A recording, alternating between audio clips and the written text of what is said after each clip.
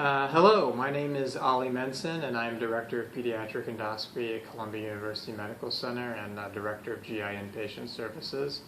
This is Dr. Joseph Picoraro, who is one of our fellows and is the first author on our paper that we'll be describing today that discusses our experience with gastrojejunal tube placement endoscopically. Joe, could you share with us why we felt this was such an important study to discuss? In patients with an established gastrostomy tract, GJ tubes can be placed endoscopically by a variety of techniques. We can drag the jejunal tube with the endoscope into the small bowel with forceps, or attach the tip of the jejunal tube to the small bowel with hemoclips. These techniques require sedation and can be technically challenging, especially in small patients. Interventional radiologists, on the other hand, can place GJ tubes fluoroscopically without sedation using a guide wire. Because of the relative ease of this technique, IR has become the mainstay of GJ tube placement at most pediatric institutions. However, there is an alternative endoscopic method which has not been well described in the pediatric literature. Ollie, could you describe the technique of endoscopic transgastric gastrojejunal tube placement? I'd be glad to. First, we remove the existing gastrostomy tube or malfunctioning GJ tube from a mature gastrostomy site. The neonatal endoscope is then inserted through the gastric stoma and advanced to the distal duodenum or jejunum. A glide wire with a soft angled tip is then placed through the instrument channel into the small bowel under direct visualization. The scope is then withdrawn and the glide wire gently advanced to maintain its position in the jejunum. Once the scope is removed, a GJ tube can be advanced over the wire into place. We then injected Omnipaque into the jejunal port to confirm adequate placement. This technique was first described in 2002 in adult intensive care unit patients, but there has been limited data in pediatric patients. The advantages of the technique are that it minimizes radiation exposure from fluoroscopy, can be performed without sedation, and most notably is much easier to perform than other endoscopic methods. After implementing the technique and gaining a substantial amount of experience with it, we knew it was an important alternative. For our study, we reviewed all procedures performed over a 16-month period using our technique. We collected information on patient demographics, medical history, use of sedation, fluoroscopy time, and procedural and post-procedural adverse events.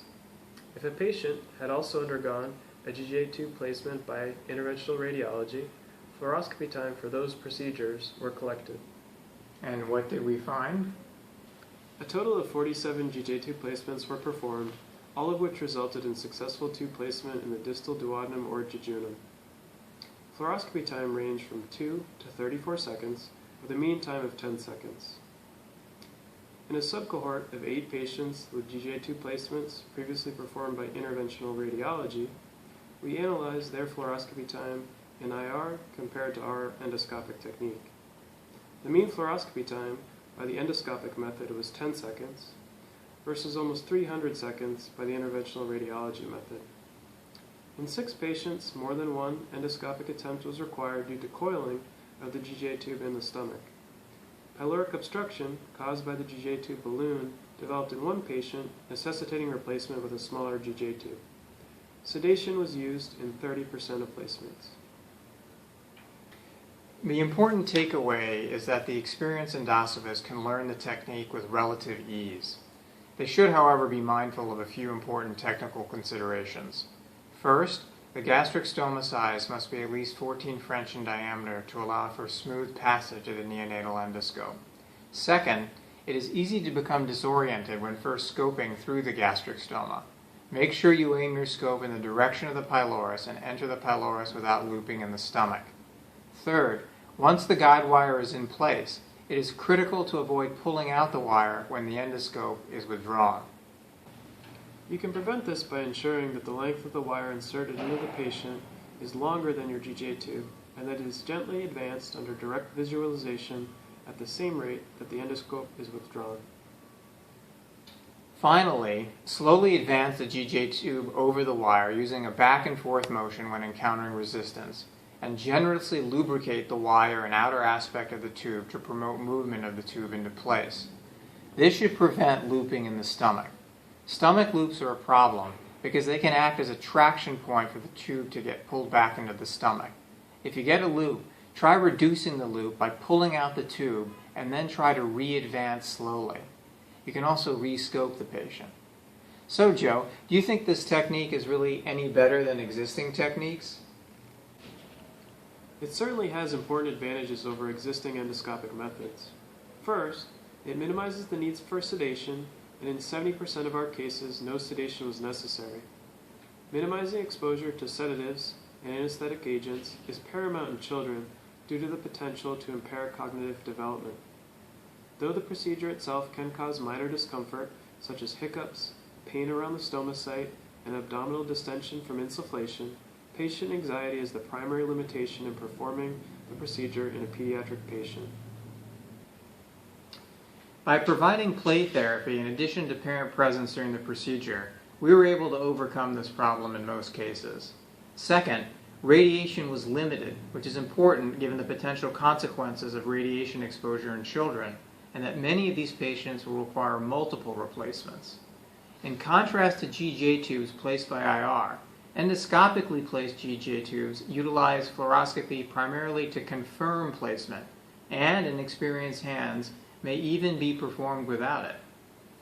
In a subcohort of our patients who underwent fluoroscopic placement by interventional radiology, fluoroscopy exposure during the IR procedure was significantly more. So what's next, Ali?